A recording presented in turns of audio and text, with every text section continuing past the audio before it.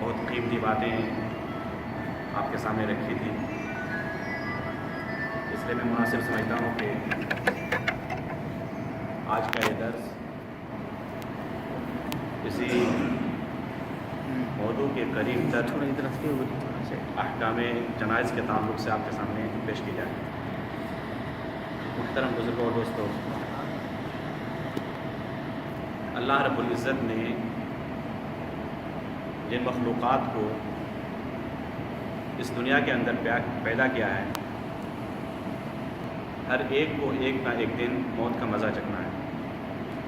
کل نفس ذائقۃ الموت، ہر نفس کو موت کا مزہ چکھنا ہے، چاہے کسی کی عمر کتنی زیادہ کیوں نہ ہو، اگر اس کے اندر جان رکھی اللہ رب العزت نے تو ایک دن اس کو مرنا ہے۔ آپ دنیا کے اندر جو مختلف ادیان کے لوگ موجود ہیں،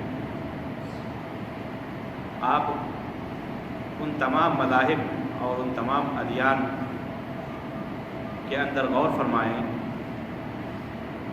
ہر ایک کے اندر کسی کی وفات ہونے کے بعد اس کی لاش کو دفن کرنے کا یا پھر اس کے آخری مرحلے تک پہنچانے کا مختلف طریقہ لوگوں کے درمیان موجود ہے، رائج ہے۔ آپ اگر تاریخ کو دیکھیں گے تو پائیں گے کہ کچھ لوگ اپنے مردوں کو پیڑوں پر درختوں پر لٹکا دیتے تھے، کچھ لوگ ایسے ہوتے تھے جو اس کے جسم کے اندر مختلف طرح کے کیمیکل لگا کر اس کو محفوظ رکھتے تھے،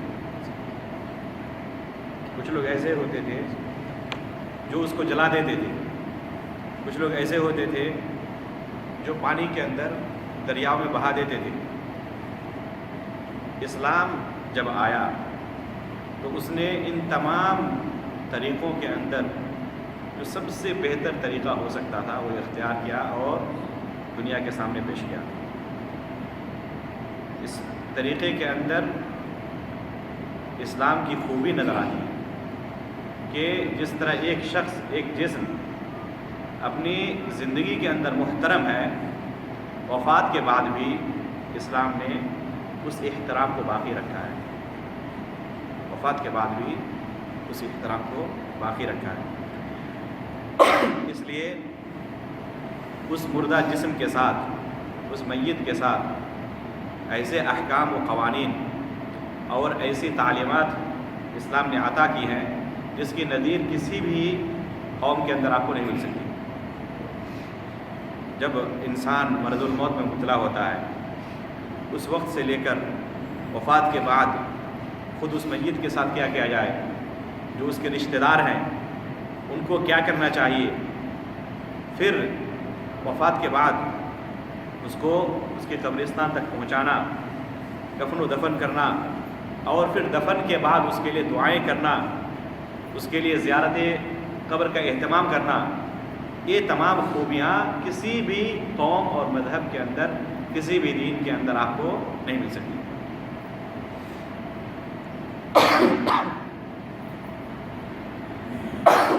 جنازے کے تعلق سے بہت سارے ایسے مسائل ہیں، بہت سارے ایسے احکامات ہیں جن سے بہت سارے لوگ غافل ہوتے ہیں، ان کو جانتے نہیں، اور دوسرے احکامات و مسائل کے بنسبت جنازے کے تعلق سے عموماً لوگوں کے درمیان دروس کا اہتمام کم ہوتا ہے۔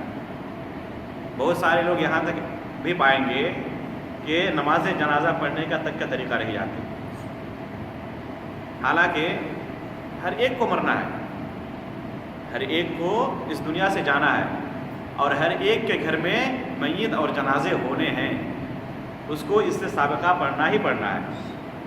اور تقریباً اگر آپ اس شہر کے اندر ہیں، مدینہ النبی صلی اللہ علیہ وسلم کے اندر، تو تقریباً روزانہ اگر حرم شریف میں نماز پڑھیں تو صلاۃ الجنازہ پڑھنے کی نوبت آتی ہے۔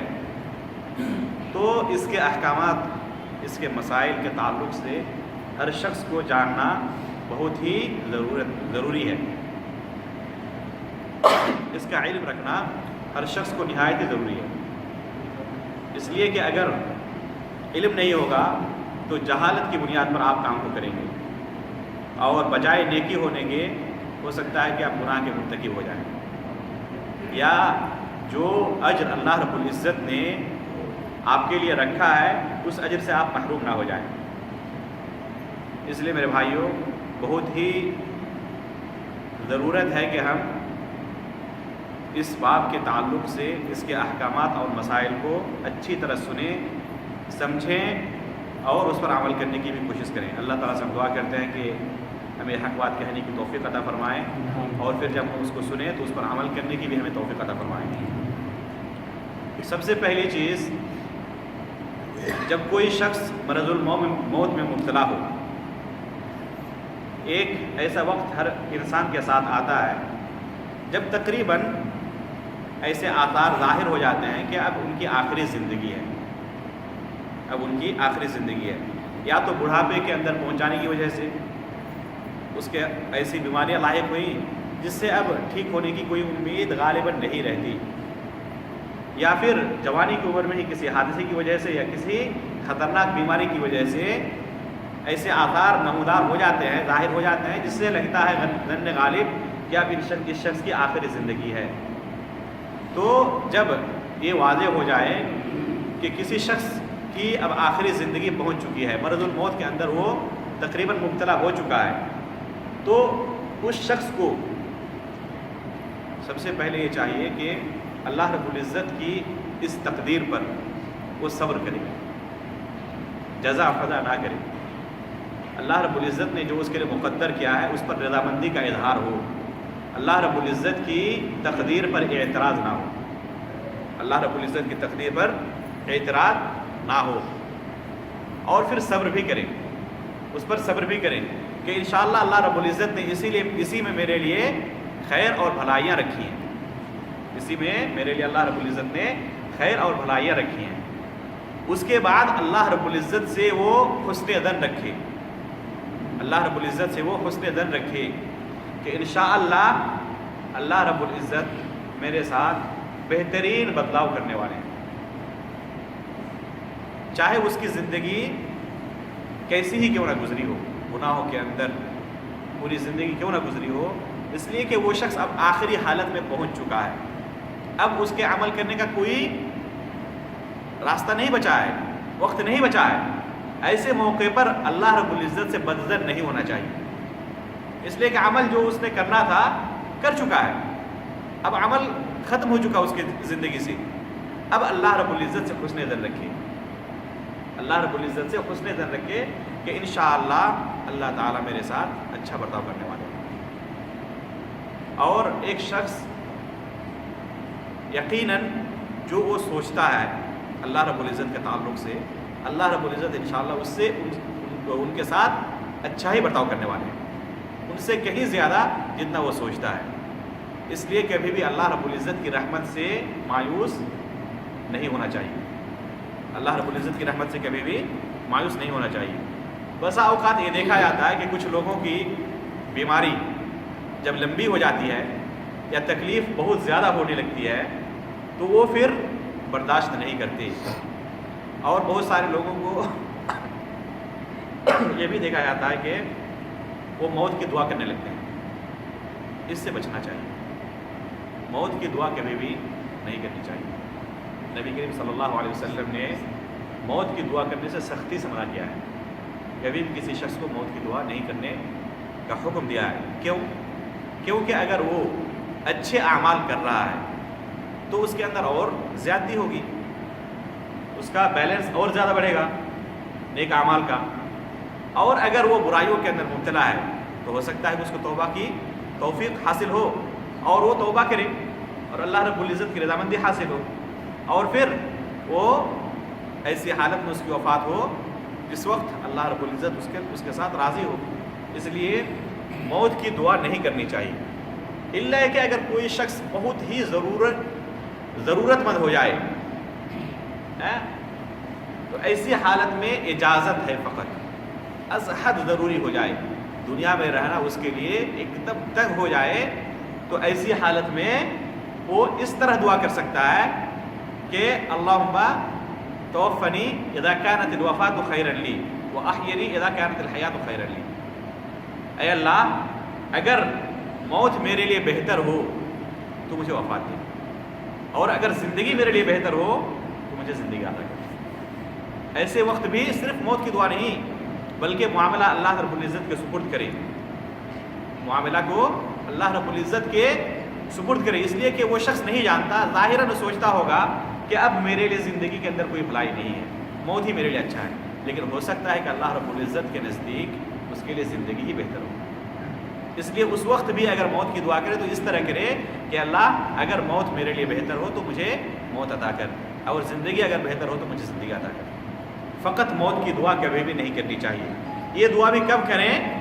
جب ایک دم مجبور ہو جائے، زندگی سے ایک دم عاجز آ جائے، برداشت سے باہر ہو، اس وقت اس طرح دعا کر سکتا ہے. فقط رخصت ہے، لیکن یہ افضل نہیں ہے، یہ افضل نہیں ہے. افضل کیا ہے کہ وہ صبر کرے، اور انشاءاللہ اللہ تعالیٰ اس صبر کا اس کو نیک بدلہ عطا کرنے والا ہے. جب ایسی حالت ہو تب بھی موت کی دعا کرنے سے منع کیا گیا ہے. اب اگر کوئی شخص خودکشی کرنا چاہے، اپنی جان لینا چاہے تو اس کا کیا حکم ہوگا؟ وہ کبیرہ گناہ ہے. ایک قطعاً اس کی اجازت نہیں ہے، چاہے کوئی بھی صورت آ جائے، کوئی بھی صورتحال پیش آ جائے، اپنی جان لینا، خودکشی کرنا، چاہے کسی بھی سبب سے کیوں نہ ہو، قطعاً جائز نہیں ہے، قطعاً جائز نہیں ہے.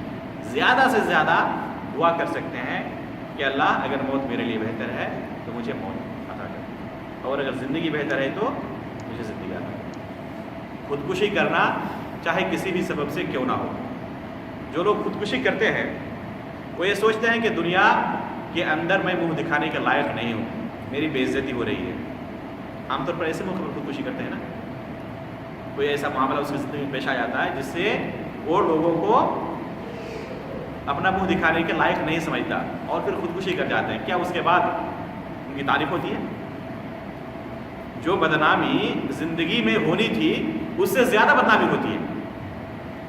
ہو سکتا ہے کہ بہت سارے ایسے لوگ جو غافل تھے، نہیں جانتے تھے ان کی اس برائی کو جس کے لیے انہیں خودکشی کی ہے، خودکشی کرنے کے بعد جان جاتے ہیں. یا نہیں حقیقت ہے؟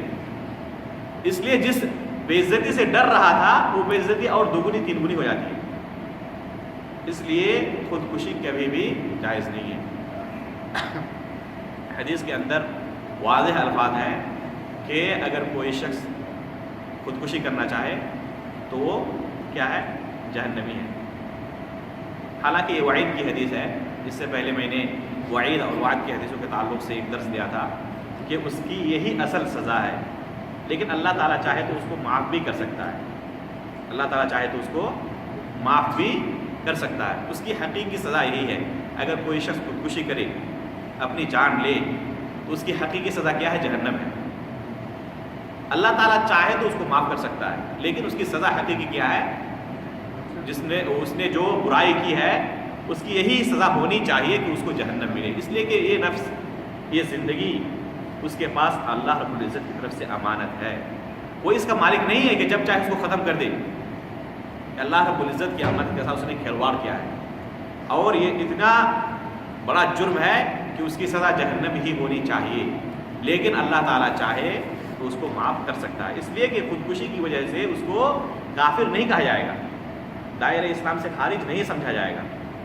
وہ اب بھی مسلمان ہے، اور ایک مسلمان کے ساتھ جو برتاؤ ہونے چاہیے اب بھی اس کے ساتھ وہ برتاؤ کیے جائیں گے. مثلا اس کو مسلمان کو قبرستان میں دفن بھی کیا جائے گا، اس کو غسل بھی دیا جائے گا، جنازہ کی نماز بھی اس پر پڑھی جائے گی، اس کے مال میں سے ورثاء کو تقسیم بھی کیا جائے گا، اور قبر کی زیارت بھی کی جائے گی، اس کے لیے مغفرت کی دعا بھی کی جائے گی. کچھ لوگ خودکشی کرنے والے کے جرم کے تعلق سے جو آیات اور احادیث وارد ہیں، ان احادیث اور آیات کی روشنی میں یہ فتویٰ دیتے ہیں کہ اب اس کے لیے رحمت اور مغفرت کی دعا نہیں کی جائے گی. یہ قطعاً غلط ہے، یہ قطعاً غلط ہے.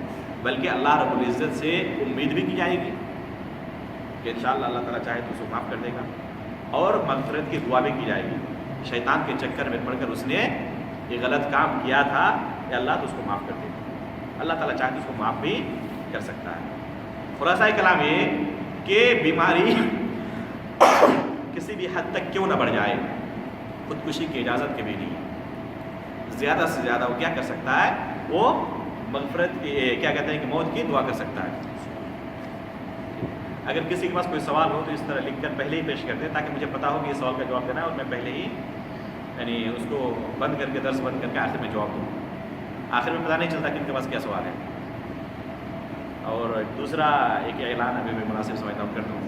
गुज़श्ता हफ्ते नसीम भाई ने जो कब्रों के ताल्लुक़ से मसाजिद या मस्जिद के अंदर कब्र होने के ताल्लुक़ से जो दर्स दिया था, अगर किसी भाई के पास वो वीडियो या ऑडियो की शक्ल में वो दर्स मौजूद है तो प्लीज़ उसे मुझे दें।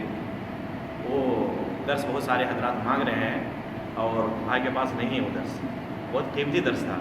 अगर किसी भाई के पास भी वो दर्स मौजूद हो तो प्लीज़ उसको देंगे, ताकि जो लोग मांगते हैं उन तक इस दर्स को पहुंचाया जाए।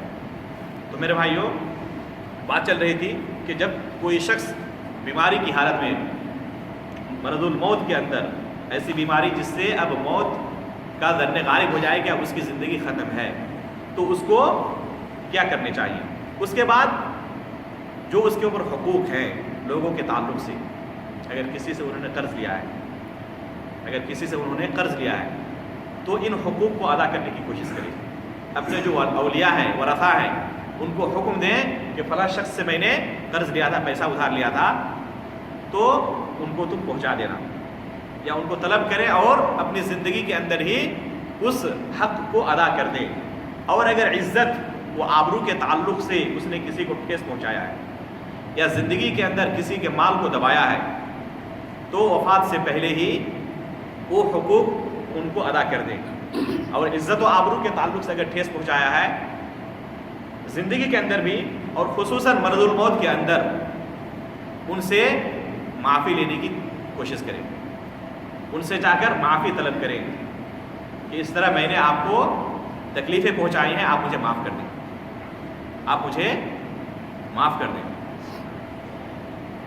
और ज़िंदगी के अंदर ही गरचे मरदुल मौत की हालत तक ना पहुँचा हो, फिर भी अगर किसी को किसी ने ठेस पहुँचाया हो, किसी की ग़ीबत की हो, किसी के ऊपर तुहमत लगाया हो, किसी के ख़िलाफ़ झूठी गवाही दी हो, ये तमाम हराम काम है और कबीरा गुनाहों में से हैं। ये अखलाकी निहायत ही बदतरीन बुराइयाँ हैं अखलाकी एतबार से। इन तमाम चीज़ों के ताल्लुक़ से ज़िंदगी के अंदर ही फ़ौरन उससे जाकर माफ़ी तलब करनी चाहिए, फ़ौरन उससे जाकर, इसलिए कि कोई शख्स नहीं जानता कि उसकी वफ़ात कब होने वाली है। हो सकता है कि अभी उसकी वफ़ात हो जाए। कितने हट्ठे कट्ठे नौजवान और तंदुरुस्त लोगों को आप लोगों ने देखा होगा कि फ़ौरन उनकी वफ़ात हो जाती है। ज़रूरी नहीं है कि आखिरी ज़िंदगी तक पहुँचे और मरदुल मौत की हालत में वो बिस्तर पर रहे कुछ दिन, उसके बाद उसको वफ़ात हो, ये ज़रूरी नहीं है। गरचे अक्सर ऐसा ही होता है, लेकिन ज़रूरी नहीं है। अपनी मौत के बारे में कोई शख्स कुछ भी नहीं जानता, एक सेकंड की कोई गारंटी नहीं दे सकता है कि मैं उसके बाद ज़िंदा रहूँगा। इसलिए जब भी आपसे कोई ऐसी गलती सादिर हो किसी के हक़ के ताल्लुक़ से, फ़ौरन उससे जाकर माफ़ी तलब करनी चाहिए।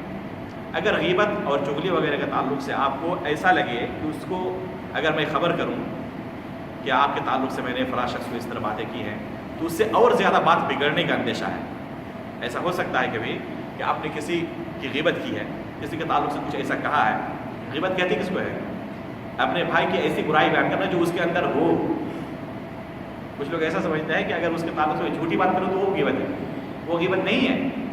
अपने भाई की ऐसी बुराई बयान करना जो उसके अंदर हो, इसको ग़ीबत कहते हैं। और अगर वो बुराई उसके अंदर है ही नहीं तो इसको बोहतान कहते हैं।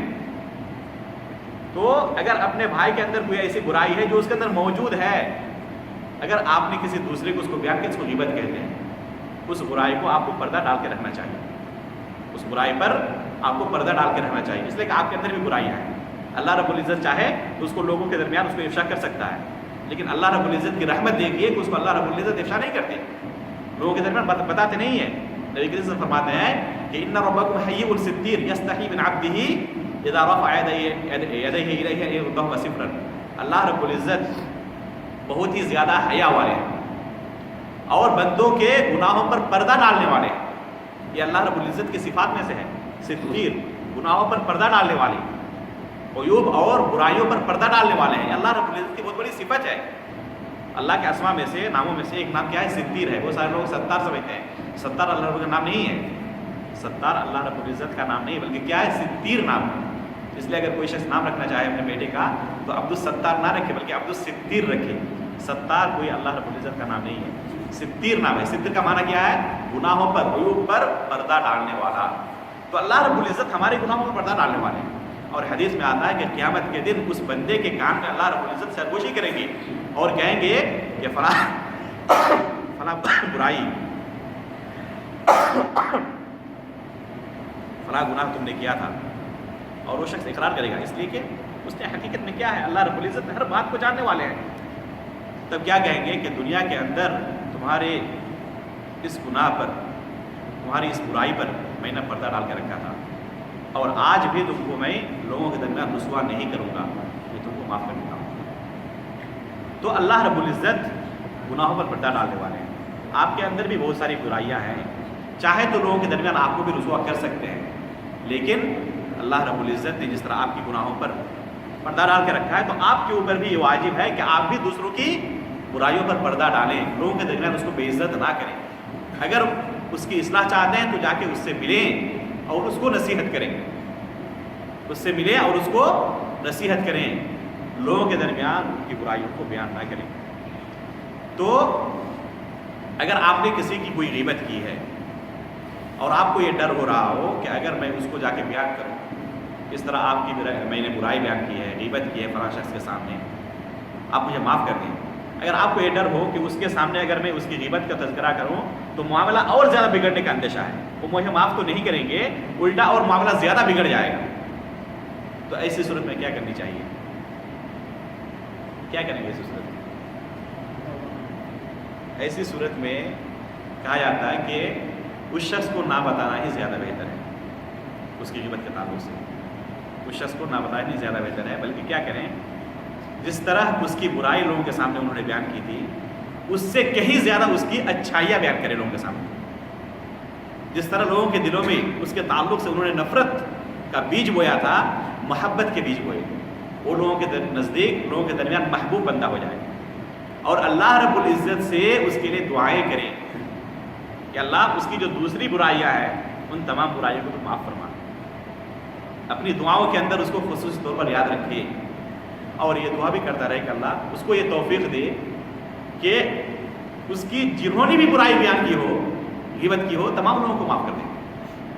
اور اس سے پہلے ضروری کہ خود آپ اللہ رب العزت یہ وعدہ کریں کہ اللہ اگر میری کسی نے کوئی برائی کی ہے، کوئی غیبت کی ہے تو میں خود تمام لوگوں کو معاف کرتا ہوں، چاہے مجھے معلوم ہو چاہے نہ معلوم ہو. اس لیے کہ آپ کا کیا بگڑتا ہے؟ قیامت کے دن اللہ تعالیٰ اگر آپ کی برائیوں کو معاف کر دے تو آپ کے اوپر بھی یہ ذمہ داری بنتی ہے کہ آپ بھی تمام لوگوں کو معاف کر دیں. اس لیے میرے بھائیوں، عفو درگزر کرنے والوں کے تعلق سے اللہ رب العزت نے کافی تعریفیں کی ہیں. قرآن مجید کے اندر کافی تعریفیں کی ہیں جو لوگ اپنے بھائیوں کو معاف کر دیتے ہیں. اس کے لیے بہت بڑا دل ہونا چاہیے. کوئی آسان کام نہیں ہے کہ کوئی آپ کو چوٹ پہنچائے اور آپ اس کو معاف کر دیں، اس کے لیے دعائیں کریں. کوئی آسان کام نہیں ہے، اور جنت کا سودا بہت آسان سودا نہیں ہے. اس طرح اپنے اوپر کنٹرول کرنے سے اللہ رب العزت کی جنت ملتی ہے. تو اگر آپ آخری زندگی کو پہنچ جائیں تو جو بھی حقوق لوگوں کے تعلق سے آپ کے اوپر ہیں، چاہے عزت و آبرو کے تعلق سے یا مال دولت کے تعلق سے، ان حقوق کو ادا کرنے کی کوشش کریں. ان حقوق کو ادا کرنے کی کوشش کریں. اور پھر اس کے بعد وصیت کرنی چاہیے. اپنے مال میں سے اگر کوئی آپ وصیت کرنا چاہتے ہیں تو وصیت کریں.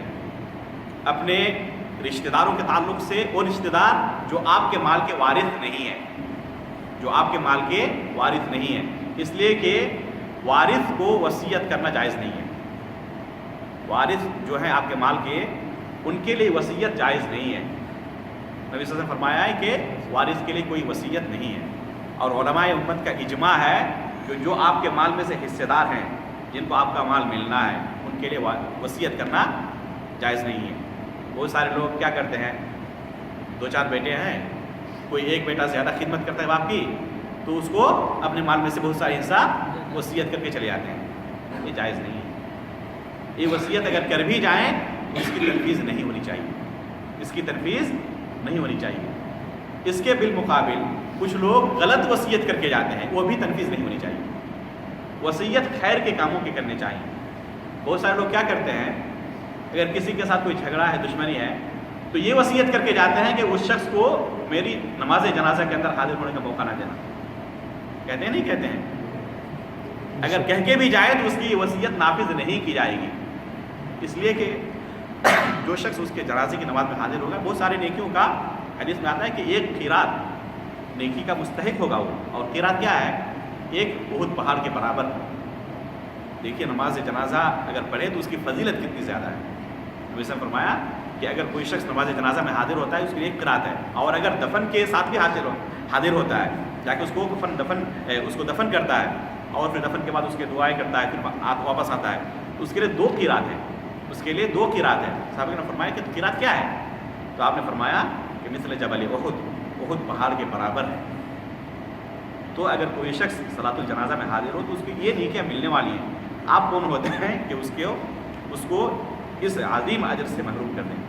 اس لیے کہ اگر اس نے وصیت کی بھی ہوگی اپنی زندگی میں کہ فلاں شخص کو میری نماز جنازہ میں حاضر نہ ہونے دینا، اس کو نماز نہ پڑھنے دینا، تو اس کی یہ وصیت نافذ نہیں کی جائے گی۔ اس طرح کوئی بھی غلط وصیت کر کے جائے، کسی کے اوپر ظلم کرنے کے تعلق سے وصیت کر کے جائے کہ فلاں لوگ تمہارے دشمن ہیں کہ ابھی اس سے دوستی مت کرنا، کہتے ہیں وہ سارے ایسی وصیت کر کے آتے ہیں، یا کہ ابھی اس نے مجھے گالی دی تھی یا کوئی اس طرح چوٹ پہنچایا تھا تو تمہارے اوپر یہ قرض ہے کہ اس کا بدلہ تم لینا۔ یہ غلط وصیتیں ہیں، غلط وصیتیں ماننے کے آپ ذمہ دار نہیں ہیں، یا یہ وصیت ماننا آپ کے لیے جائز بھی نہیں ہے۔ اس کی دلیل کیا ہے؟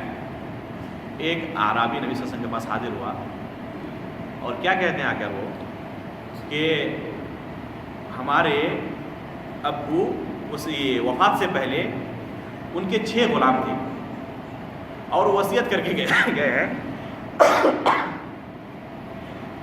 کہ میری وفات کے بعد یہ تمام کے تمام آزاد ہو جائیں گے۔ انہوں نے وصیت کی ہے کہ میری وفات کے بعد یہ تمام کے تمام لوگ آزاد ہیں، اور ان 6 غلاموں کے علاوہ ان کا کوئی مال نہیں تھا، صرف یہی 6 غلام ان کے کل اموال تھے، کل پونجی ان کی یہی تھی۔ نبی صلی اللہ علیہ وسلم تمام غلاموں کو بلائے 6 کو، پھر ان کے درمیان قرآن اندازی کی، جس سے قرآن اندازی کرنے کے جواز کا ثبوت ملتا ہے۔ تو آپ نے ان کے درمیان قرآن اندازی کی اور پھر 2 غلام کو ان میں سے آزاد کیا، اور باقی کو 4 کو غلام ہی باقی رکھا، اس لیے کہ یہ بال بچوں کے مال ہے، ان کی پونجی ہے۔ اس لیے 4 کو آپ نے ان کی وصیت کے مطابق ان کو آزاد نہیں کیا، بلکہ ان کو غلام ہی باقی رکھا، صرف 2 غلاموں کو آزاد کیا، اور فرمایا کہ ثلث مال سے زیادہ وصیت کرنا جائز نہیں ہے۔ تو اس سے یہ دوسرا مسئلہ نکلتا ہے، اگر وصیت کریں گے تو کتنا وصیت کریں گے؟ ثلث مال سے زیادہ نہ ہو۔ آپ کے پاس مثلا 6 روپے ہیں تو 2 روپے سے زیادہ آپ وصیت نہیں کر سکتے۔ ثلث ایک تہائی حصے سے زیادہ وصیت آپ نہیں کر سکتے۔ اگر آپ نے وصیت کی بھی ہے 1/3 حصے سے زیادہ تو وہ وصیت نافذ نہیں کی جائے گی۔ جزاک اللہ خیر۔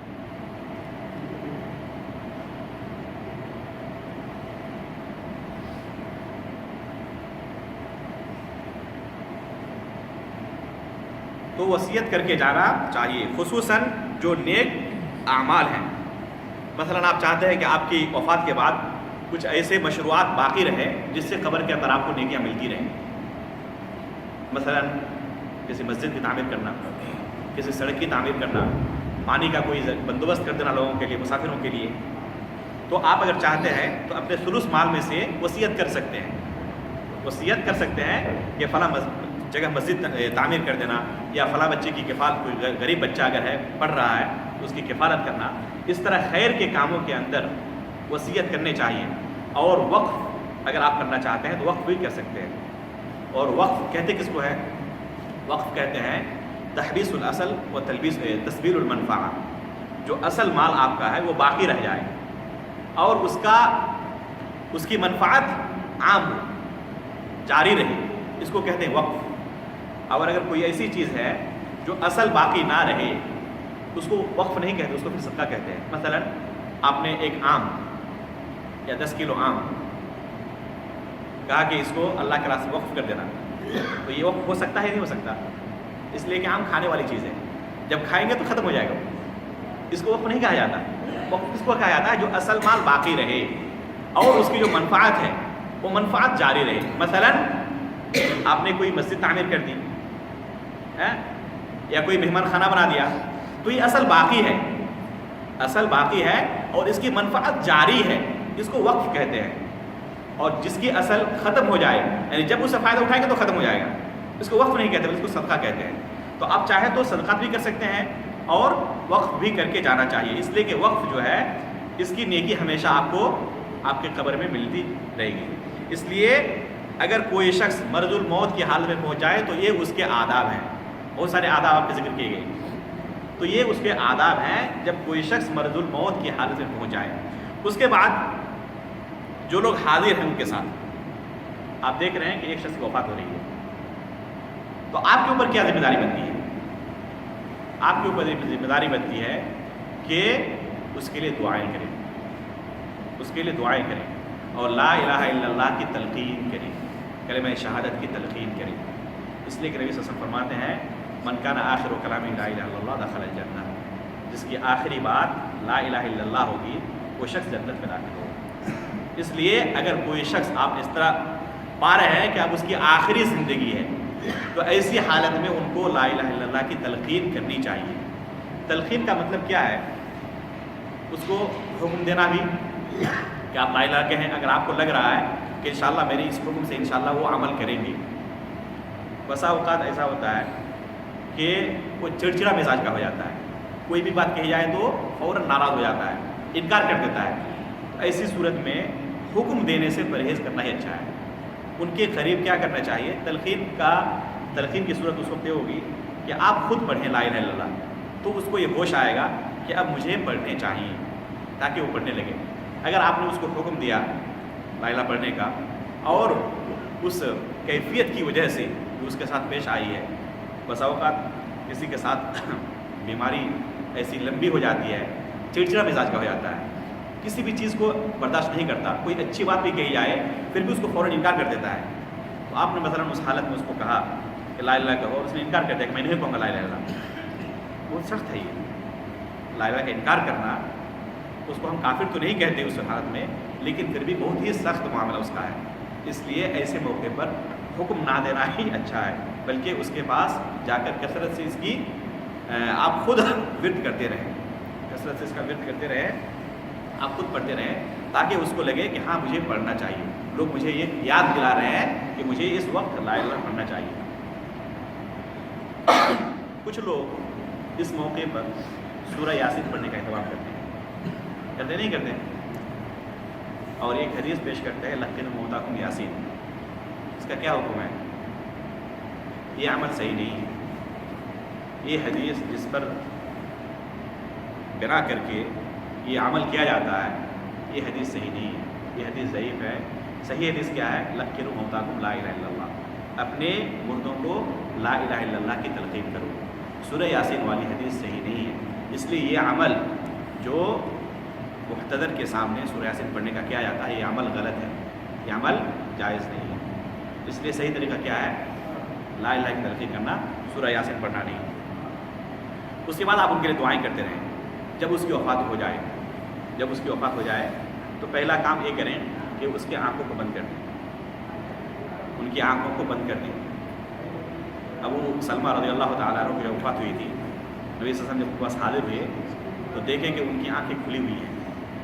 آپ نے فرمایا کہ جب کسی شخص کی وفات ہوتی ہے تو یہ آنکھیں روح کا پیچھا کرتی ہیں، روح کا پیچھا کرتی ہیں، اس لیے وفات کے بعد ان آنکھوں کو بند کر دو، وفات کے بعد ان آنکھوں کو بند کر دو اور فوراً بند کرنی چاہیے، اس لیے کہ اگر کچھ مدت ہو جائے تو پھر بند نہیں ہوتی آنکھیں، اور ڈراؤنی شکل بھی ہوتی ہے، وہ شکل بھی کافی ڈراؤنا ہوتا ہے، اس لیے فوراً جو اس کے پاس موجود ہوں آنکھوں کو بند کر دینی چاہیے۔ اس کے بعد اس کو کپڑے سے ڈھانپ دینا چاہیے، کپڑے سے ڈھانپ دینا چاہیے۔ اما عائشہ رضی اللہ تعالیٰ عنہ فرماتی ہیں کہ نبی کریم صلی اللہ علیہ وسلم کی جب وفات ہوئی تو آپ کو حبرہ چادر سے ڈھانپ دیا گیا، فوراً حبرہ چادر سے ڈھانپ دیا گیا. اور اس طرح یہ بھی جائز ہے کہ جو قریب رشتہ دار ہوں یا دوست و احباب ہوں وہ ان کی پیشانی پر بوسے لے سکتے ہیں. ان کی پیشانی پر بوسے لے سکتے ہیں. بوسہ لینا جائز ہے. خود نبی کریم صلی اللہ علیہ وسلم نے عثمان بن مظعون رضی اللہ عنہ جب وفات ہوئی تو ان کے پاس حاضر ہوئے اور ان کا بوسہ لیا. خود نبی کریم صلی اللہ علیہ وسلم کی جو وفات ہوئی تھی تو ابوبکر صدیق رضی اللہ تعالیٰ عنہ کو خبر دی گئی کہ نبی صلی اللہ علیہ وسلم اس دنیا سے جا چکے ہیں. وہ آئے اور دو آنکھوں کے درمیان پیشانی پر آ کے بوسہ لیا. اور پھر وہ جو مشہور بات ان کی ہے کہ آپ کے اوپر اللہ رب العزت نے فقط ایک موت طاری کی ہے, دوسری مرتبہ موت مرنے والے نہیں ہیں. تو آنکھوں کے درمیان پیشانی کا بوسہ لینا یہ بھی جائز طریقہ ہے. پیشانی پر بوسہ لے سکتے ہیں, جائز ہے. اس کے بعد اس کے بدن کو جب آپ ڈھانپیں کپڑے سے, چادر سے, تو پورے بدن کو ڈھانپ دیں. پورے بدن کو ڈھانپ دیں. ایسا نہیں کہ کچھ حصہ کھلا چھوڑ دیں, پیر کا حصہ یا سر کی طرف چہرے کا حصہ کھلا چھوڑ دیں. یہ طریقہ صحیح نہیں ہے. الا کہ آپ کے پاس اگر ایسی صورتحال پیش ہو کہ چادر کم پڑ رہا ہو, چادر کم پڑ رہا ہو تو یہ الگ بات ہے. ورنہ اگر چادر موجود ہے تو پورے بدن کو ڈھانپنا چاہیے. الا کہ اگر وہ شخص محرم ہو, حالت احرام کے اندر ہو, حالت احرام میں اگر ہو تو سر اور منہ کیا کرنا چاہیے؟ کھلا رہے گا یا ڈھپا رہے گا؟ کھلا رہے گا. یہ خاص ہے محرم کے لیے, یہ خاص ہے محرم کے لیے. میدان عرفات کے اندر ایک شخص احرام کی حالت میں تھا اور اپنی سواری سے گر جانے کی وجہ سے ان کی وفات ہو گئی. سواری سے گر جانے کی وجہ سے وفات ہو گئی. تو نبی صلی اللہ علیہ وسلم نے کیا فرمایا کہ ان کو ڈھانپو, لیکن چہرہ اور سر کھلا رہنا چاہیے. ڈھانپنے کا آپ نے حکم دیا لیکن چہرہ اور سر کھلا رکھنے کا بھی حکم دیا. اس لیے ڈھانپنے کا جو حکم ہے وہ صرف کن کے لیے ہے؟ غیر محرم کے لیے ہے. اگر احرام کی حالت میں ہے تو چہرہ اور سر جس طرح حالت احرام میں ان کے کھلے ہوئے تھے, احرام کے بعد بھی, وفات کے بعد بھی ان کے کھلے ہوئے رہیں گے. اسی طرح ان کا جو کپڑا ہے, احرام کا لباس ہے, وہی کپڑا ان کے لیے کفن ہوگا. اس کپڑے کو بدلنا نہیں چاہیے. حدیث میں آتا ہے کہ قیامت کے دن جب اٹھائے جائیں گے فَإِنَّهُ يُبْعَثُ يَوْمَ الْقِيَامَةِ مُلَبِّيًا, قیامت کے دن وہ تلبیہ پکارتے ہوئے اٹھیں گے. یہ کتنی بڑی فضیلت ہے ایک محرم کے لیے. قیامت کے دن وہ تلبیہ پکارتے ہوئے اٹھیں گے. اور آپ یہ غور کریں, حج کی جو یعنی کیفیت ہے شروع سے لے کر آخر تک تقریباً موت کے ساتھ ملتا جلتا ہے. جس طرح ایک میت کو کیا کرتے ہیں, کفن کے ساتھ اس کو دفن کرتے ہیں. احرام کا جو لباس ہے تقریباً کفن کی طرح ہی ہے. احرام کا جو لباس ہے کفن کی طرح ہی ہے. اور میدان عرفات میں جس طرح جمع ہوتے ہیں, اتنا بڑا مجمع ہوتا ہے, تو ایسا دیکھ کر لگتا ہے کہ گویا کہ میدان محشر ہے, گویا کہ میدان محشر ہے. اس لیے خصوصاً حج کے دوران کثرت سے اپنی موت کو یاد کرنا چاہیے اور اللہ رب العزت سے اپنے مغفرت کی دعا کرنی چاہیے. سلف کے اندر یا ہمارے ملکوں میں آپ بوڑھے اور پرانے لوگوں سے سنے ہوں گے کہ جب وہ حج کے لیے نکلتے تھے تو بہت سارے لوگ یہی سوچ کے نکلتے تھے کہ اب واپس نہیں آنا ہے, وہیں پر وفات ہو جائے گی. اپنے مال جائیداد تمام تقسیم کر کے نکلتے تھے. اور یہ مقولہ مشہور تھا کہ حج پہ جانے والا گویا کہ وہ میت ہے اور واپس آنے والا گویا کہ نومولود بچہ ہے. یہ مقولہ مشہور تھا. ایک تو سفر کافی پرخطر تھا اس زمانے میں. الحمدللہ ابھی جس طرح امن و امان ہے, اس زمانے میں اس طرح امن و امان نہیں تھا. راستے میں بہت سارے لوگ لوٹ لیے جاتے تھے, قتل کر دیے جاتے تھے. اور یہاں پر بھی حالات اس طرح مقبول نہیں تھے. اللہ کی رحمت ہے کہ اس حکومت کے آنے کے بعد اللہ رب العزت نے اس مملکے کے اندر امن و امان قائم کیا ہے. اللہ تعالیٰ سے ہم دعا کرتے ہیں کہ یہ امن و امان قیامت تک باقی رہے. تو اس طرح کا مقولہ مشہور تھا, الذاهب الى الحج مفقود والعائد من الحج مولود. اگر کوئی شخص حج کو جا رہا ہے گویا کہ وہ گمشدہ ہے, اب واپس آنے والا نہیں ہے. اور اگر کوئی آ گیا تو گویا کہ نومولود بچہ ہے. اس طرح خوشیاں مناتے تھے. کچھ لوگ اگر واپس جاتے تھے تو وہ پھر شادی کے موقع پر جس طرح ولیمہ کا اہتمام کیا جاتا ہے اس طرح پارٹی دیتے تھے خوشی میں کہ میں زندہ واپس آ گیا ہوں. تو اس طرح کے حالات تھے.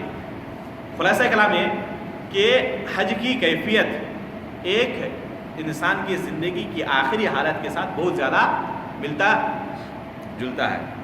اس لیے اس حالت میں ہر شخص کو اپنے موت کی یاد کرنی چاہیے اور اپنے گناہوں سے استغفار کرنا چاہیے. اسی طرح جب اس کی وفات ہو جائے تو اس کی تجہیز و تکفین کے لیے جلد بازی کرنی چاہیے. جلد از جلد تجہیز و تکفین سے فارغ ہو کر ان کو دفن کر دینا چاہیے. نماز جنازہ پڑھ کر دفن کر دینا چاہیے. کیوں؟ نبی صلی اللہ علیہ وسلم نے اس کا حکم دیا ہے اور یہ اس کی علت بھی بیان کی ہے کہ اگر وہ شخص اچھا تھا تو جو نعمتیں اللہ رب العزت نے اس کے لیے رکھی ہیں اس کو جلدی حاصل کرنے کا موقع دو, اور اگر وہ برا تھا تو اپنے کندھے سے اس برائی کو ہٹاؤ.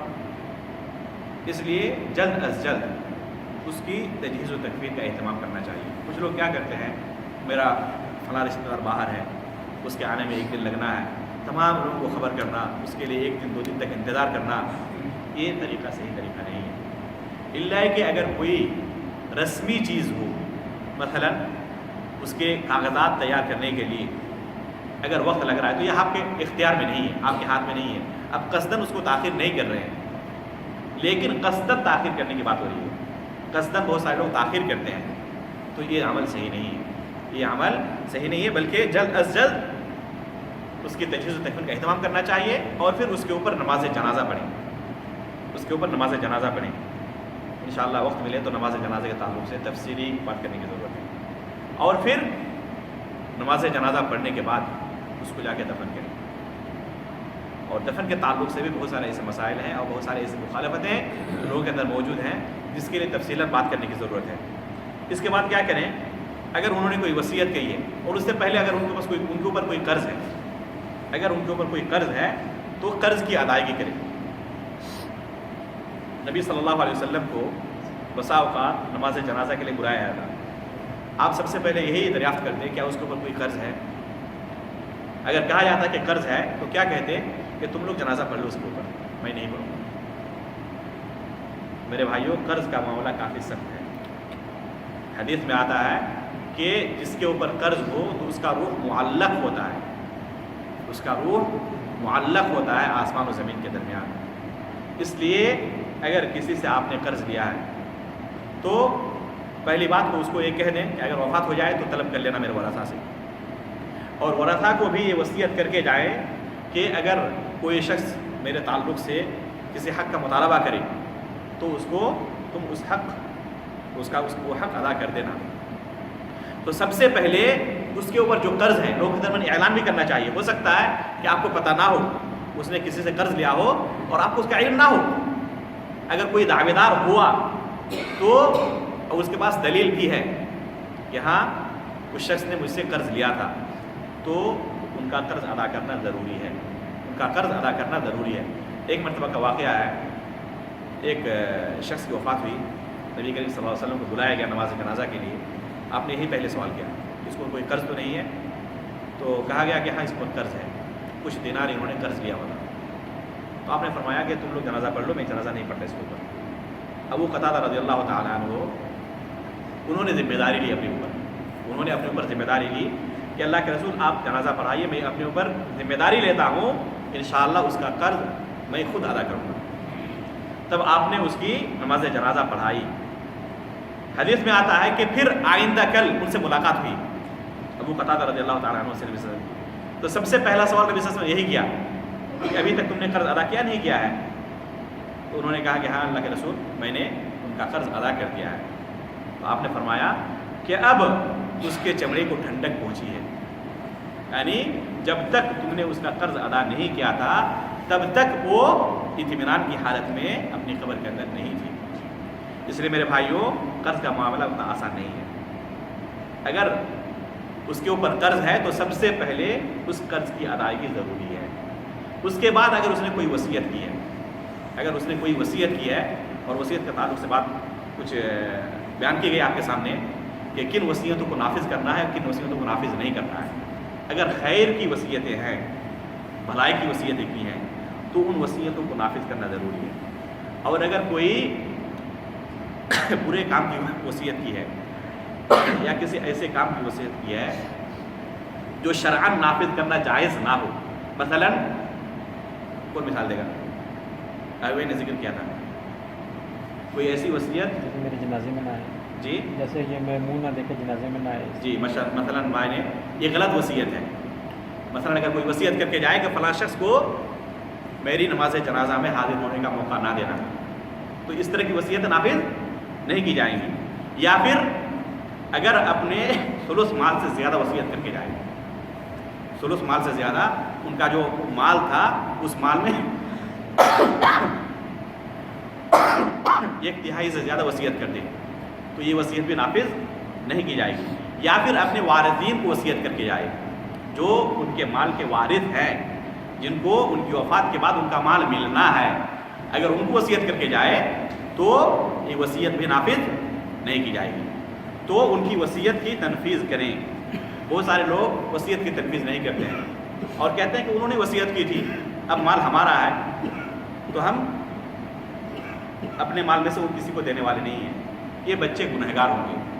اگر انہوں نے وصیت کی تنفیذ نہیں کی ہے اور انہوں نے کوئی جائز وصیت کی ہے، مثلاً ثلث مال سے کم وصیت کی ہے، ایسے لوگوں کو وصیت کی ہے جن کو شرعاً دینا جائز ہے، یا کوئی وقف انہوں نے کی ہے اور ثلث مال سے کم پڑ رہا ہے وہ، تو ایسی وصیتوں کو نافذ کرنا بچوں پر واجب اور ضروری ہے. اگر بچے وصیت کو نافذ نہ کریں تو گنہگار ہوں گے.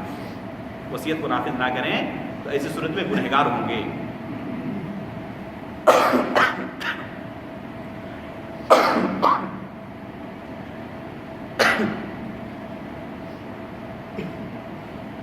اب وفات ہو گئی ہے. وفات ہونے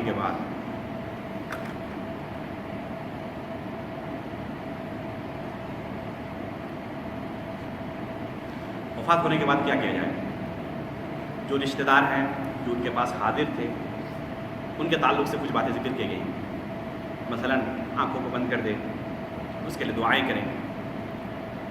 جو دور ہیں جن کو ابھی اس کی وفات کی خبر نہیں ہے تو ان کو خبر دینی چاہیے، ان کو خبر دینی چاہیے. لیکن اس خبر دینے کے اندر بھی الحمدللہ شریعت نے مکمل رہنمائی کی ہے. زمانہ جاہلیت کے اندر کیا کیا جاتا تھا؟ اگر کسی کی وفات ہوتی تو چوراہے پر کھڑے ہو کر، دروازوں پر کھڑے ہو کر چیختے تھے، چلاتے تھے اور اس طرح موت کا اعلان کیا جاتا تھا. یا پھر ان کے لیے مختلف طرح کے القاب وغیرہ اختیار کر کے خبر دی جاتی تھی، ان کی حد درجہ تعریفیں کی جاتی تھی. آج بھی بہت سارے لوگ کرتے ہیں. یہ طریقہ زمانہ جاہلیت کا طریقہ ہے. حدیث میں آتا ہے نہن نبی صلی اللہ علیہ وسلم نعی، نبی کریم صلی اللہ علیہ وسلم نے نعی سے منع کیا ہے. نعی کہتے کس کو ہے؟ نعی کا لفظی معنی ہوتا ہے موت کی خبر دینا. تو اس سے تو ظاہر یہی پتہ چل رہا ہے کہ موت کی عموماً خبر نہیں دینی ہے. لیکن حدیث کا مقصود یہ نہیں ہے کہ عموماً موت کی خبر نہ دی جائے، بلکہ اس کا مقصود یہ ہے کہ زمانہ جاہلیت کے اندر جو نعی کی صورت تھی اس سے منع کیا گیا ہے. اور وہ صورت کیا تھی؟ چوراہوں پر جا کے چیخنا، چلانا اور ان کے محاسن کو بیان کرنا. اس طرح کی صورت اختیار کرنے سے منع کیا گیا ہے. مطلق موت کی خبر دینے سے منع نہیں کیا گیا. اس کی دلیل کیا ہے؟ اس کی دلیل یہ ہے کہ خود نبی کریم صلی اللہ علیہ وسلم نے بادشاہ نجاشی کی جب وفات ہوئی تھی تو خود صحابہ اکرام کو آپ صلی اللہ علیہ وسلم نے خبر دی موت کی کہ حبشہ کے اندر ایک تمہارے مومن بھائی کی وفات ہوئی ہے. تو نبی صلی اللہ علیہ وسلم نے خود خبر دی ہے موت کی. اسی طرح غزوہ تبوک کے اندر جو صحابہ کرام شہید ہوئے تھے، جن کو نبی کریم صلی اللہ علیہ وسلم نے غزوے کا امیر بنایا تھا، کمانڈر بنایا تھا، جب ایک ایک وفات ہونے لگی تو نبی کریم صلی اللہ علیہ وسلم ممبر پر کھڑے ہوئے، لوگوں کو جمع کیا گیا اور ایک ایک کر کے ہر ایک کے موت کی خبر دی خود نبی صلی اللہ علیہ وسلم. تو موت کی خبر دینا فی نفسہ ہی ناجائز نہیں ہے، فی نفسہ ہی ناجائز نہیں ہے. خصوصاً اگر کوئی ایسی صورتحال پیش ہو کہ اگر ان کی موت کی خبر نہیں دیں گے تو ہو سکتا ہے کہ جنازے کی نماز قائم نہ ہو یا تجہیز و تکمیل میں پریشانیاں حاصل ہوں. تو ایسے موقع پر موت کی خبر دینا واجب ہے، اس لیے کہ میت کی تجہیز و تکفین اور اس پر نماز جنازہ پڑھنا اس کا حق ہے، اس کا حق ہے اور یہ واجب امر ہے. اس لیے اگر کہیں پر ان کی موت کے تعلق سے بہت کم لوگوں کو علم ہو، جب تک آپ خبر نہیں دیں گے لوگوں کو پتہ نہیں چلے گا، ایسی صورت میں لوگوں کو خبر دینا واجب ہے تاکہ اس کی تجہیز و تکفین میں آسانی ہو اور اس کی نماز جنازہ پڑھی جائے۔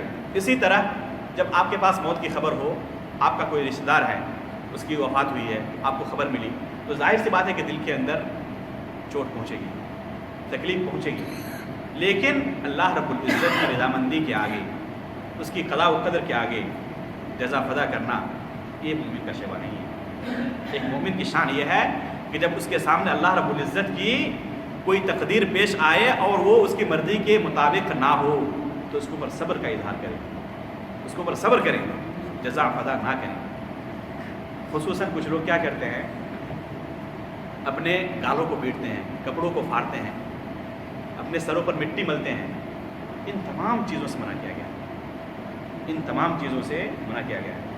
آج بھی بہت سارے لوگوں کو آپ پائیں گے 10ویں محرم کو اپنے جسموں کو نقصان پہنچاتے ہیں، کرتے نہیں کرتے، خون آلود کر دیتے ہیں۔ یہ طریقہ شریعت نے منع کیا ہے، حرام یہ طریقہ ہے۔ چاہے کوئی بھی صورت ہو اپنے جسم کو نقصان پہنچانے کی، کوئی بھی صورت ہو، وہ طریقہ جائز نہیں ہے، بلکہ کیا کرنا چاہیے، ان للہ و انا الیہ راجعون، اللہم اجرنی فی مصیبتی واخلف لی خیرا منہا، یہ دعا کرنی چاہیے۔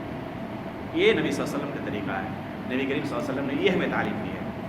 ام سلمہ رضی اللہ تعالی عنہ ام المؤمنین فرماتی ہیں کہ جب ابو سلمہ کی وفات ہوئی رضی اللہ عنہ وارضاہ، تب نبی کریم صلی اللہ علیہ وسلم حاضر ہوئے اور مجھے حکم دیا کہ تم استرجاع کرو، ان للہ و انا الیہ راجعون کرو، اور خود یہ حکم اللہ رب العزت نے قرآن کریم کے اندر دیا ہے، خود یہ حکم اللہ رب العزت نے سورہ بقرہ کے اندر دیا ہے کہ جب مومنوں کو کوئی تکلیف پہنچتی ہے تو کیا کرتے ہیں، ان للہ و انا الیہ راجعون کہتے ہیں۔ اس کا معنی کیا ہے، ہم تمام کے تمام لوگ کیا ہیں، اللہ رب العزت کے بندے ہیں، اور ہم تمام لوگوں کو اللہ کی طرف لوٹنا ہے، ہم تمام لوگوں کو اللہ کی طرف لوٹنا ہے۔ اس کے اندر خود اس بات کی یاد دہانی ہے کہ ہمیں بھی ایک دن مرنا ہے اور اللہ رب العزت کے پاس حاضر ہو کر اپنے اعمال کا حساب دینا ہے۔ اس کے بعد کیا کہیں، نبی صلی اللہ علیہ وسلم کو کیا سکھایا کہ اللہم اجرنی فی مصیبتی واخلف لی خیرا منہا کرو۔ جب ان کو حکم دیا نبی صلی اللہ علیہ وسلم نے، وہ کہتی ہے کہ میرے دل کے اندر ایک خیال پیدا ہوا کہ آپ صلی اللہ علیہ وسلم یہ مجھے حکم دے رہے ہیں کہ اللہ اس سے بہتر مجھے بدلہ ادا کر، تو ابو سلمہ سے بہتر اب کون ہو سکتے ہیں؟ اتنے اچھے شوہر، اتنے اچھے صحابی رسول، ان سے بھی بہتر کون ہو سکتے ہیں؟ لیکن آپ صلی اللہ علیہ وسلم کا حکم تھا، میں نے یہ دعا پڑھی، انا للہ و انا الیہ راجعون، اللہم اجرنی فی مصیبتی واخلف لی خیرا منہا۔ اور پھر کچھ مدت کے بعد نبی صلی اللہ علیہ وسلم نے خود نکاح کا پیغام دیا، اور نبی صلی اللہ علیہ وسلم کسی بھی شخص سے لاکھوں گنا زیادہ بہتر ہیں۔ تو نبی کریم صلی اللہ علیہ وسلم کے ساتھ ان کی شادی ہوئی، اور وہ امہات المؤمنین میں سے ہیں، مومنوں کی ماں ہیں۔ اس لیے جب کسی شخص کو موت کی خبر پہنچے تو جزا فضا نہیں کرنی چاہیے، اللہ رب العزت کی تقدیر پر صبر کا اظہار کرنا چاہیے۔ اور صبر کا معنی یہ ہے کہ جب پہلی خبر آپ کو ملے، الصبر عند الصدمۃ الاولی، نبی صلی اللہ علیہ وسلم نے فرمایا، پہلی خبر کے اندر آپ صبر کا اظہار کریں، صبر کو ملائم کریں۔ حدیث میں آتا ہے کہ ایک عورت ایک قبر کے پاس بیٹھی ہوئی تھی اور رو رہی تھی، گڑگڑا رہی تھی۔ نبی کریم صلی اللہ علیہ وسلم کا مرور ہوا وہاں سے، آپ نے ان کو حکم دیا کہ صبر کرو۔ تو وہ کہتی ہے کہ آپ کو پتہ نہیں ہے کہ کن کی وفات ہوئی ہے، وہ میرے بچے تھے، لخت جگر تھے، پریشانی مجھ کو حاصل ہوئی ہے، آپ کو تکلیف کا کیا احساس ہونے والا ہے، آپ جائیے۔ نبی صلی اللہ علیہ وسلم نے اس کے ساتھ اور کچھ بات نہیں کی، اس لیے کہ وہ حالت ایسی نہیں کہ اس کے ساتھ نقاش کی جائے، زیادہ سے زیادہ ان کو حق بات کی آپ رہنمائی کر دیں۔ ایسے موقع پر کسی سے بحث و مباحثہ کرنا صحیح نہیں ہوتا۔ نبی صلی اللہ علیہ وسلم چلے گئے، ایک صحابی آئے اور فرمایا کہ تم کو پتہ ہے کہ کس کے ساتھ تم نے بات کی ہے؟ کہتے ہیں مجھے نہیں معلوم۔ نبی صلی اللہ علیہ وسلم ہے، فوراً وہاں سے بھاگی اور نبی کریم صلی اللہ علیہ وسلم کے دروازے پر جا کے پہنچتی ہے۔ فرماتی ہے کہ کوئی گیٹ مین نہیں تھا، کوئی حارس نہیں تھا دروازے پر، میں فوراً گئی اور کہنے لگی کہ اللہ کے رسول مجھے معاف کر دیں، میں نہیں پہچانتی تھی آپ کو، اب میں صبر کر رہی ہوں۔ تو نبی صلی اللہ علیہ وسلم کیا فرماتے ہیں، الصبر عند الصدمۃ الاولی، جب پہلی چوٹ پہنچے اس وقت صبر کا اظہار کرنا، یہ صبر ہے، ورنہ ایک مدت کے بعد ہر ایک کو صبر آنی ہی ہے۔ ہر ایک جو بھی تھوڑی عمر دراز ہو گئے ہوں تو بہت سارے لوگ ایسے ہوں گے جن کے والدین گزر چکے ہوں گے یا اور بہت سارے رشتہ دار گزر چکے ہوں گے. اب وہ صبر کر رہے ہیں. اگر اس وقت ان کو پوچھا جاتا تو ہو سکتا ہے کہ وہ اس حالت کو بیان نہیں کر سکتے تھے. ابھی ان کو پوچھیں 10 سال بعد 12 سال بعد ایک دم ہنستے کھیلتے بیان کرتے ہیں کس طرح ہوا اس طرح فلاں جگہ ہم لے گئے ہاسپٹل لے گئے یہاں جگہ داخل کرایا تمام چیزیں وہ بیان کرتے ہیں. اب ان کو چوٹ نہیں پہنچتی تو ایک مدت کے بعد صبر آنی ہی آنی ہے. اس کو صبر نہیں کہتے, اس کی فضیلت نہیں ہے.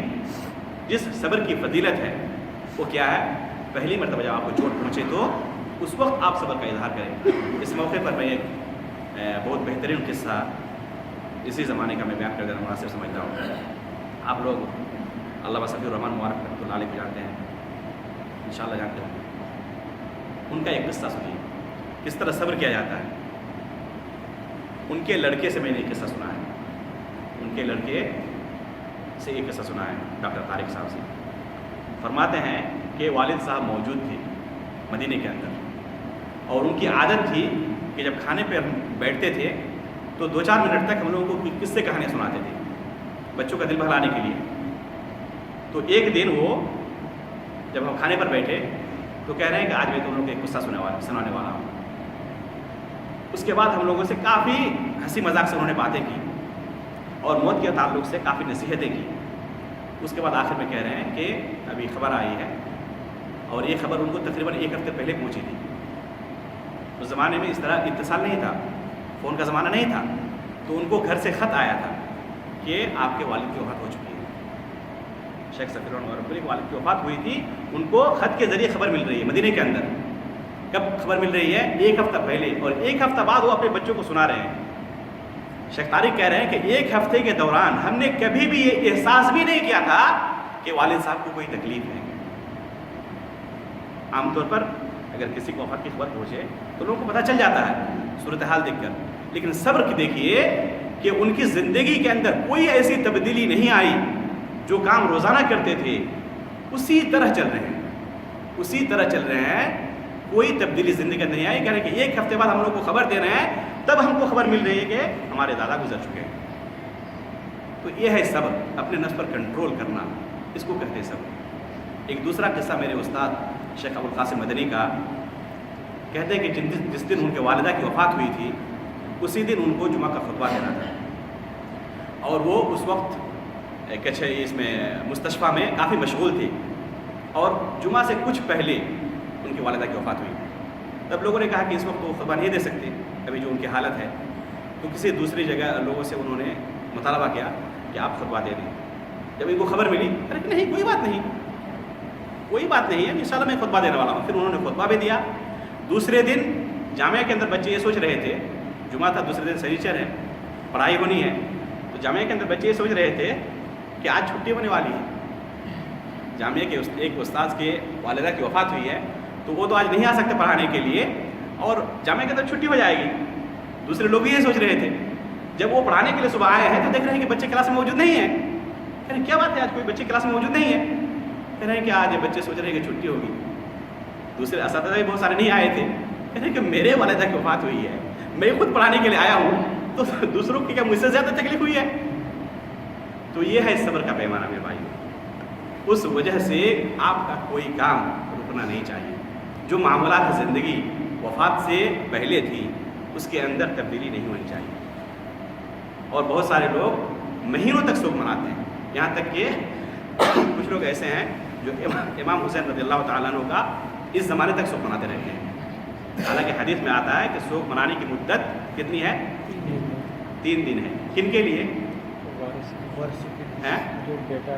اس مسئلے کے اندر بہت سارے لوگوں کو غلط فہمیاں ہیں. یہ سوچتے ہیں کہ سوگ منانے کی مدت جو 3 دن کے لیے ہے وہ سب کے لیے ہے, یہ صرف عورتوں کے لیے ہے. مردوں کے لیے سوگ منانا 1 سیکنڈ کے لیے بھی جائز نہیں ہے. گرچہ آپ کے والد کی وفات ہوئی ہو, آپ کی بچی کی وفات ہوئی ہو, سوگ منانا فقط اور فقط عورتوں کا حکم ہے.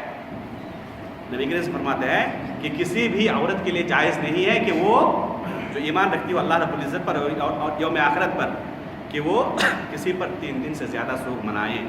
الا کہ اس کے شوہر کی وفات ہو تو وہ 4 مہینے 10 دن سوگ منائے گی. ایک عورت صرف 3 دن سوگ منا سکتی ہے. اگر اس کے کسی قریبی رشتہ دار کی وفات ہوئی ہو تو 3 دن تک، اور اگر صرف شوہر کی وفات ہو تب 4 مہینے 10 دن تک۔ مردوں کا تک جہاں تک معاملہ ہے تو اس کے لیے 1 سیکنڈ بھی نہیں ہے سوگ منانے کا حکم۔ کہیں پر بھی مردوں کے تعلق سے سوگ منانے کا کوئی تذکرہ نہیں ملتا یا اس کی کوئی دلیل نہیں ملتی۔ شیخ عبدالباری فتح اللہ المدنی حفظہ اللہ سے، جو ریاض کے اندر پروفیسر ہیں جامعہ الملک سعود کے اندر، یہی مسئلہ ہم لوگوں نے پوچھا تھا کہ کیا مردوں کے لیے سوگ منانے کا کوئی مسئلہ ہے، جائز ہے ان کے لیے؟ تو شیخ نے ہم لوگوں کو یہی جواب دیا کہ کوئی ایسی حدیث نہیں ملتی، کوئی ایسی دلیل نہیں ملتی جس میں مردوں کے لیے سوگ منانا جائز ہو۔ صرف اور صرف سوگ منانے کی جہاں تک بات آئی ہے وہ عورتوں کے سلسلے میں آئی ہے۔ اس لیے میرے بھائیوں، اور سوگ منانے کی کیفیت کیا ہوگی؟ سوگ منانے کی کیفیت یہ ہے کہ زینت کے جو لباس ہیں یا زینت کے جو طریقے ہیں ان طریقوں کو چھوڑ دینا۔ سوگ منانے کا معنی یہ نہیں ہے کہ اپنے گالوں کو پیٹیں، اپنے گریبان کو چاک کریں، اپنے سر پر مٹی ملیں اور اس طرح واویلا مچائیں۔ یہ طریقہ نہیں ہے سوگ منانے کا۔ اس کو نوحہ کہا گیا ہے، اور نبی کریم صلی اللہ علیہ وسلم نے نوحہ خانی سے منع کیا ہے۔ نبی کریم صلی اللہ علیہ وسلم نے نوحہ خانی سے منع کیا ہے۔ اس لیے صرف زینت کے جو ساز و سامان ہیں ان کو وہ چھوڑ سکتی ہیں۔ اگر کوئی قریبی رشتہ دار ہو تو 3 دن تک، اور شوہر ہو تو 4 مہینہ 10 دن تک۔ اور اگر شوہر ہے تو اس عورت کو چاہیے کہ اپنے شوہر کے گھر میں ہی رہیں، اپنے شوہر کے گھر میں ہی 4 مہینہ 10 دن تک سوگ منائیں۔ جب یہ مدت گزر جائے 4 مہینہ 10 دن کی، تو پھر اپنی پرانی حالت پر، زینت کے جو لباس ہیں اس پرانی حالت پر ان کو واپس آ جانا چاہیے 4 مہینے 10 دن کے بعد۔ ایک صحابیہ ہے، ان کا قصہ آتا ہے، صحیح بخاری کے اندر وارد ہے، فرماتی ہیں کہ 4 مہینہ 10 دن کی جب مدت ہو گئی تو میں نے منگایا غسل کرنے کے لیے پانی، غسل کی، اور پھر عطر بھی منگایا، خوشبو۔ فرماتی ہیں کہ مجھے عطر کی کوئی ضرورت نہیں ہے، کوئی خواہش بھی نہیں ہے، لیکن صرف اس وجہ سے میں اس کو استعمال کرنا چاہتی ہوں کہ نبی صلی اللہ علیہ وسلم کے اس حکم پر میں عمل کروں۔ کیونکہ 4 مہینے 10 دن کی مدت گزر چکی ہے، اس لیے اب سوگ منانا میرے لیے جائز نہیں ہے۔ میں صرف یہ اظہار کرنا چاہتی ہوں کہ اب میں سوگ نہیں منا رہی ہوں۔ ابھی بہت سارے مسائل ہیں اس جنازے کے تعلق سے، ہو سکتا ہے کہ ایک یا اور 2 درس کی ضرورت پڑے۔ آپ لوگوں سے گزارش ہے کہ آپ لوگ آئندہ 1-2 دروس کے اندر حاضر ہوں اور ان اہم مسائل کو سیکھیں۔ عموماً ایسے مسائل کا تذکرہ دروس کے اندر نہیں کیا جاتا، اس لیے میرے بھائیوں ان مسائل کو سیکھیں۔ ہر شخص کو ان مسائل کے ساتھ سابقہ پڑھنا ہے، ہر ایک کے گھر کے اندر وفات ہونی ہے، کوئی شخص دنیا میں رہنے کے لیے نہیں آیا ہے، بال بچے بھائی بہن ہر ایک کی وفات ہونی ہے۔ جب آپ ان مسائل کے تعلق سے باخبر رہیں گے تو صحیح طریقے پر عمل کر سکتے ہیں، ورنہ بہت سارے گناہوں کے اندر مبتلا ہو سکتے ہیں یا بہت سارے اجر و ثواب سے بھی محروم رہ سکتے ہیں۔ اس لیے دین کے ان مسائل کا سیکھنا ہر شخص پر ضروری ہے۔ اللہ تعالیٰ سے دعا کرنے کا اللہ تعالیٰ ہمیں حق بات کہنے کی توفیق عطا فرمائے، اس پر عمل کرنے کی توفیق عطا فرمائے۔ آخر میں پھر میں ایک گزارش کر رہا ہوں کہ گزشتہ ہفتہ جو درس دیا گیا تھا، نسیم بھائی نے جو درس دیا تھا، اگر کسی کے پاس وہ ویڈیو یا آڈیو ہے تو اس کو ضرور آپ لوگ پیش کریں، بہت ضرورت ہے۔ جو درس تھا اس موضوع قبر کے اوپر نماز پڑھنا، مسجد کے اندر قبر کی تعمیر کرنا، یا اگر کہیں پر پہلے سے قبر موجود ہے تو وہاں پر مسجد بنا کر نماز پڑھنا، اس تعلق سے جو بھی ادلہ تھے محترم بھائی نے بہت علمی انداز میں بہت بہترین درس دیا تھا۔ اگر کسی کے پاس وہ آڈیو یا ویڈیو ہے تو آپ لوگ اس کو دیں، بہت سارے لوگ اس کے منتظر ہیں، بہت سارے لوگ مانگ رہے ہیں تاکہ اس کو عام کیا جائے، اور اگر کسی کے پاس نہیں ہوگا تو پھر بھائی سے مطالبہ کریں گے، پھر دوسری مرتبہ درس دیں انشاءاللہ کس پاس مل سکتا ہے۔ ابھی کسی بھائی نے ایک سوال دیا تھا، وہ کافی لمبا ہے، کس نے سوال کیا تھا؟ وہ اگر زبانی طور پر بیان کر دیں تو پتہ آپ کو کیا سوال ہے؟ اس لیے پڑھنے میں 5 منٹ لگ جائے گا، اتنا وقت نہیں ہے ابھی، یا پھر نماز کے، لیکن اگر سب کے سامنے سوال آئے تو زیادہ بہتر ہے۔ کوئی بات نہیں جی کوئی بات نہیں، ہم سنیں۔ آپ کہتے ہیں سوال زبانی طور پر کیا سوال ہے؟ جی اصل میں پڑھنے میں تحریر اتنی صاف نہیں ہے، تھوڑا ٹائم لگا، کافی 2 صفحے کے اندر سوال ہے، پڑھنے میں 5 منٹ لگنا ہے۔ راجستھان میں ایک جو علاج کرنے والا، جی جی تو وہ جیسے ہندو سے کرتا ہے، جی جی تو ویسے اللہ قرآن جیسے یعنی وہ بولتا ہے کہ بے بہت مر جاتے ہیں، وہ لوگ بھی نہیں پتہ۔ اچھا اچھا اچھا